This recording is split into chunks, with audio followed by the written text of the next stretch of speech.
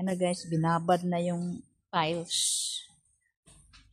Babad pala muna yan.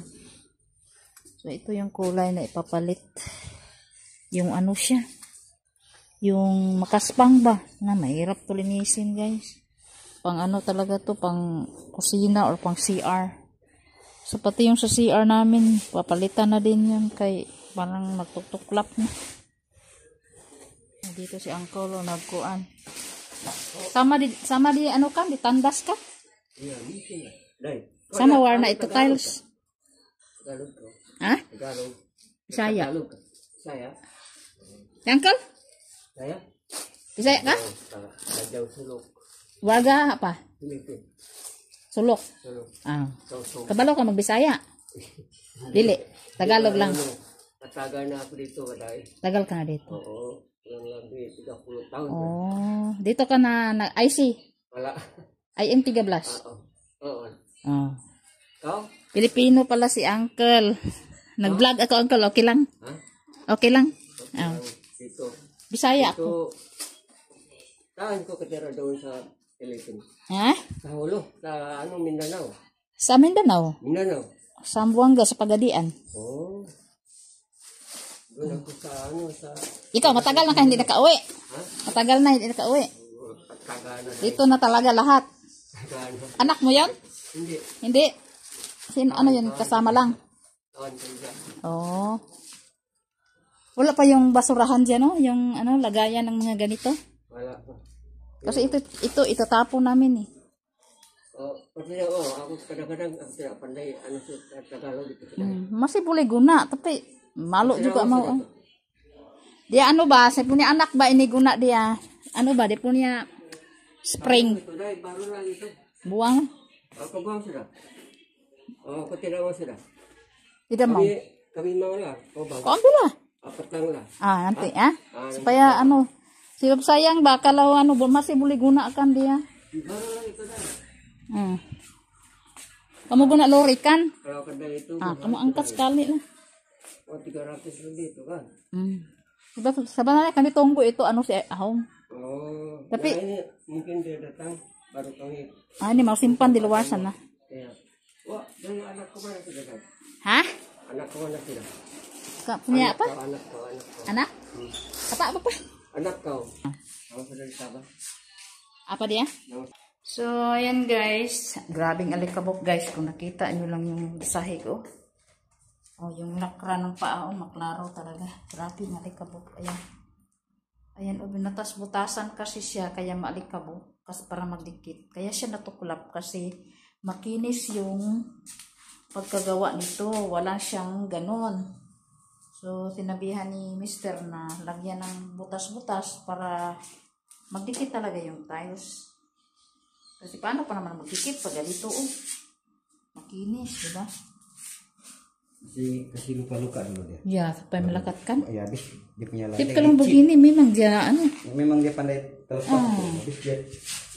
Dulu orang punya yang buat ba nih? Tapi inilah lama sudah ini. Ya lama 20 tahun sudah. Iya. Yang first style ba ini? Yang di dapur, yang di sini lagi kan ditandas kan? Sama juga itu mau buka. Si punya laki bilang kan dia rasa macam kosong di bawah. Macam ada angin, berbunyi ba? Kalau dia berbunyi maksudnya itu dia punya tas itu mau terlepas sudah itu.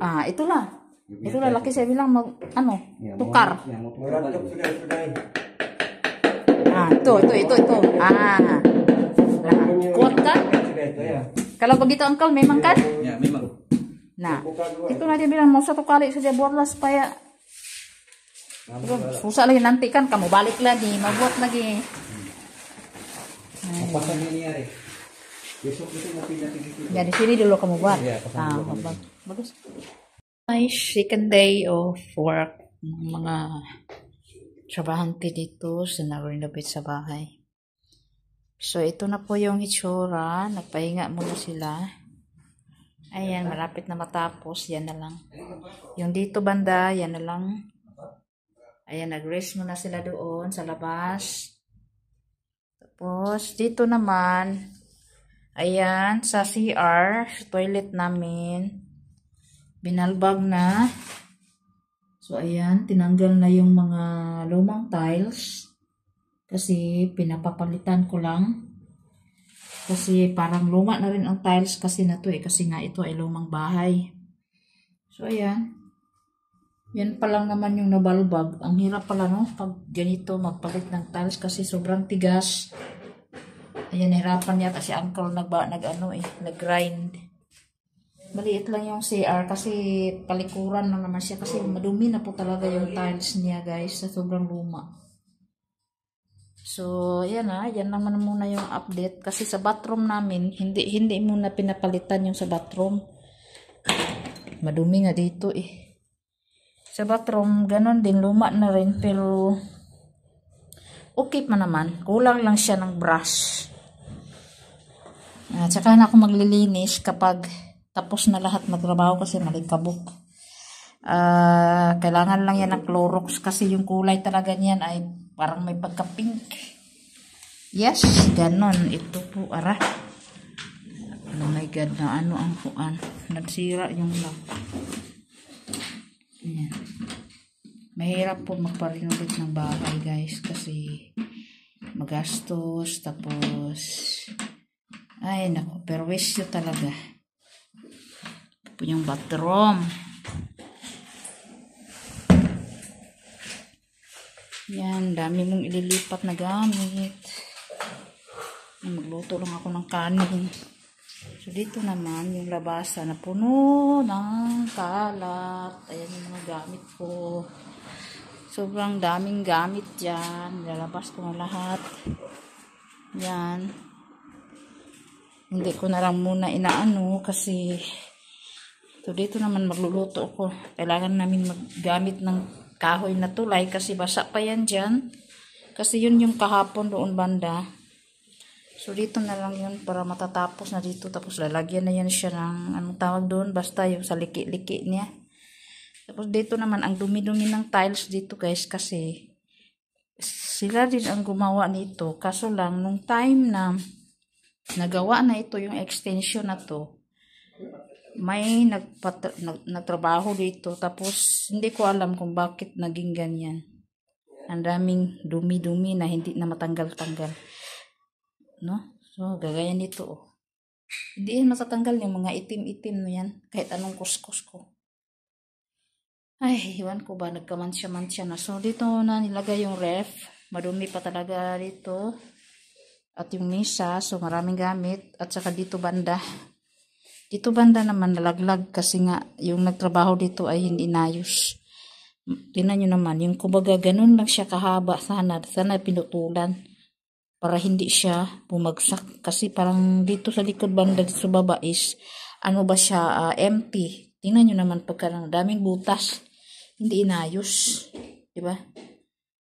Nilagyan lang ng adhesive na ganun. Basta magdikit lang. Okay na. So, few months lang. Nalaglag na agad. Bago lang to eh. Wala pang ilang buwan to eh. Yeah, ganun. So, di ko alam kung isabay ba nila to. Pero pag iba kasi ang kontraktor nito guys na nag-aayos. So, kung isabay nila, di mas maganda. Pero kung hindi naman, okay lang din. Lagyan ko na lang siya dyan ng ano. Mahirap po dito magpaano guys, magpaayos. Kasi mahal. Kunting linis lang yung ano natin, yung dirty kitchen natin. Tapos dito, itong mga drawer, nilagyan ko yan ng mga plato, baso, ano pang mga gamit sa kusina. Mix.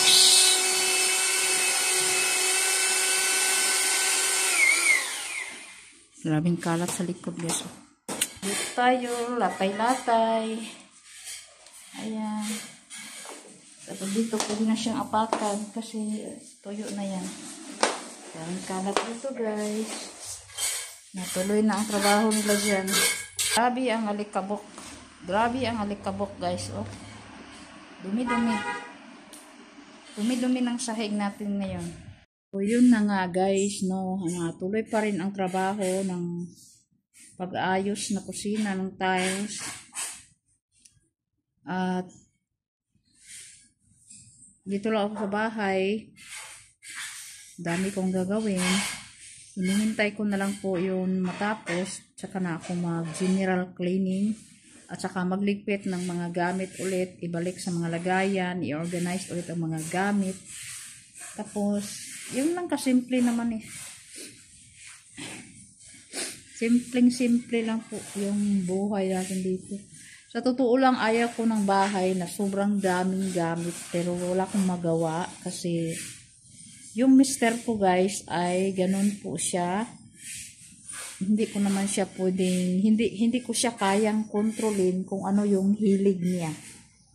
So, mahilig siya magbili-bili ng mga gamit kahit hindi naman hindi nga siya, anong tawag doon? Hindi siya as in kailangan.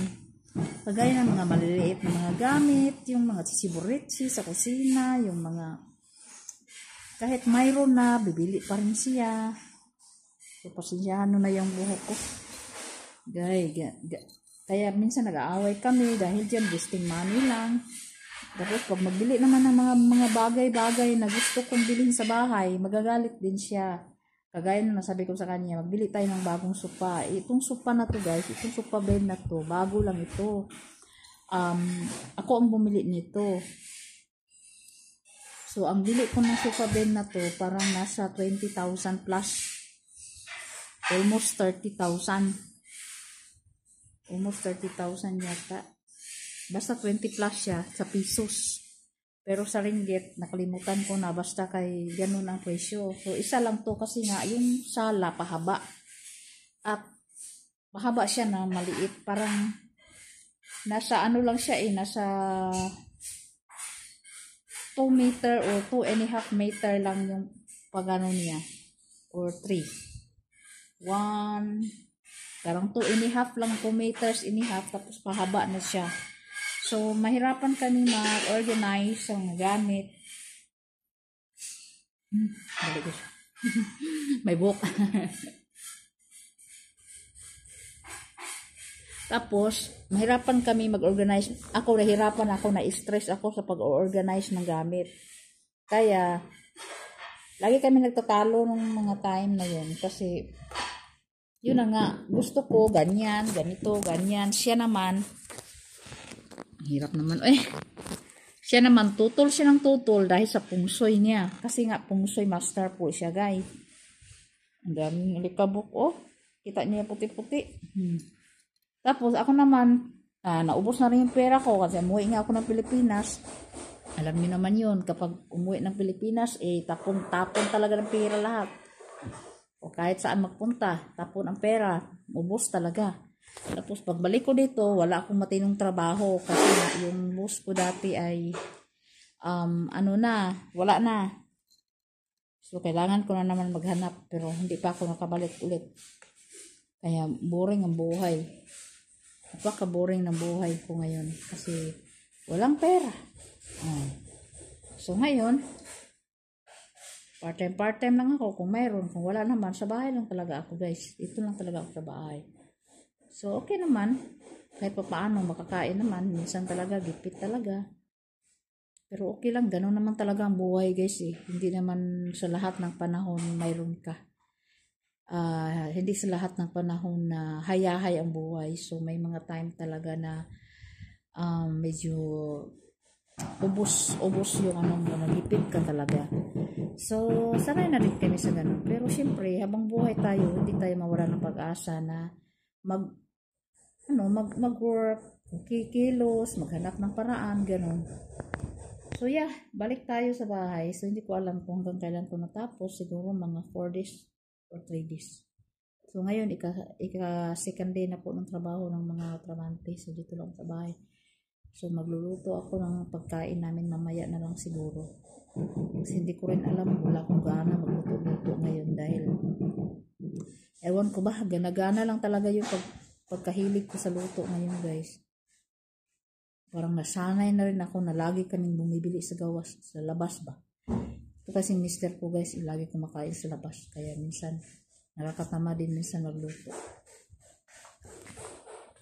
Tapos, yung anak ko guys, tulog pa rin. Kasi pag agising na yun, nasa kwarto lang niya yung aking panganay. Hindi pa po siya nagbalik eskwela.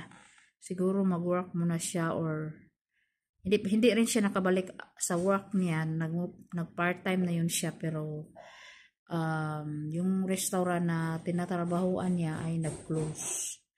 So, naghintay po siya kung kailan mag-open ulit or kung saan mag-open ulit kasi lilipat daw ng pwesto. So, hinintay pa rin niya kasi yung sweldo niya hindi pa rin binigay sa kanya yung sweldo niya isang buwan. Kawawa din, nagpa-part-time lang para magkaroon ng experience, ganun pa mangyayari. Tapos sabi ko sa kanya, maghanap ka ng ibang amo. Sabi niya, mahirap daw maghanap ng ibang amo kasi nagustuhan niya yung amo niya dati na sobrang bait. Sabi ko, baka nagbait-baitan lang yun dahil walang pag-ibigay na sahod. Tingnan mo, ilang buwan ka na nakatambay, 2 buwan ka na nakatambay, hindi pa rin binigay yung sahod mo. Hindi nakikinig. So, ayaw kong ma-stress. So, hinayaan ko na lang siya kung ano yung gusto niya. Basta alam niya yun, na wala akong maraming pera, wala akong trabahong matino. So, yeah, nasa kwarto lang siya, lalabas lang yung kakain o may kailangan. Ganun. Yaan ko na guys, napagod na ako sa kaka-stress sa buhay guys. So, focus ko ngayon, nagtanong yung trabahante, saan daw yung contractor nila. So, ano ba yung topic ko? So, wala. Ang focus ko ngayon, kung paano ako makahanap ng trabaho ulit. Kasi mahirap po talaga pag isa lang ang kumikilos maghanap ng pera. Lagi na uubusan si Mr. Kasi syempre, lahat sa kanya lahat bills, pagkain, araw-araw. Pag may pera ako, ayan, makatulong ako pagbili ng mga groceries, mga pagkain namin araw-araw, everyday. Pero mas maganda sana yung may pera talaga ako kasi hindi na ako may stress. Pag may maglambing yung mga anak ko, mayroon ako ibibigay na hindi ko na kailangan maghingi sa asawa ko. Kaya ipag-pray ko na lang at saka sana magkaroon na rin ako ng alaga or trabaho na matino guys. Kasi ang hirap po talaga mag-massage. Kasi nag-part-time ako ng massage, ang hirap. Hindi kaya ng katawan ko guys. Pag-uwi ko ng bahay para akong lantang gulay, naiiyak ako sa sakit. Para bang alam niyo yun, yung parang bugbog na bugbog ka. Kahit pag-ihi, sakit na sakit ng mga buto-buto ko. Ewan ko ba? Siguro yung mga naramdaman ng mga pasyente na hinihilot ko, parang lumipat sa akin. Parang sa Bisaya pa, murag akong gibera ba ang ilahang mga hangin. So sa ako na naman sus manakit talaga lahat guys, pati yung mga nerves ko sa kamay, yung mga joint ko sa kamay, lahat buong katawan. Kaya sabi ko parang hindi ko kaya, pero hindi ko lang ayaw ko lang gulatin yung katawan ko. Maganda sana kasi may kita ka talaga kasi per hour yun yung pagmasahe. Pero pag sa pag sa massage center ka talaga, 50%, mayroon naman 30% yung mapunta sa'yo. Pero pag sa labas ka lang, sa'yo lahat. Mas maganda sana yun, pero nakakapagod guys. Pero sige lang, magmasahe pa din ako next time. Pag mayroong magpamasahe sa labas for relaxation lang. Sana mayroon para magkapera ako. Habang wala pa akong pasyente kasi ang hirap maghanap ng pasyente ngayon guys kasi lahat ng tao ay nagtitipid. Mahirap. Gipit ang mga tao dito sa Malaysia ngayon. Mahirap maghanap ng trabaho. So yeah, that's it for today. Don't forget to like and subscribe our channel. Buhay Nanay sa Kota Kinabalu, Sabah. Thank you so much sa mga nanonood dyan. Comment below kung saan nakarating ang ating video. Paki-comment at share din natin ang ating buhay. Kwento ng ating buhay. Ganun talaga. Bye!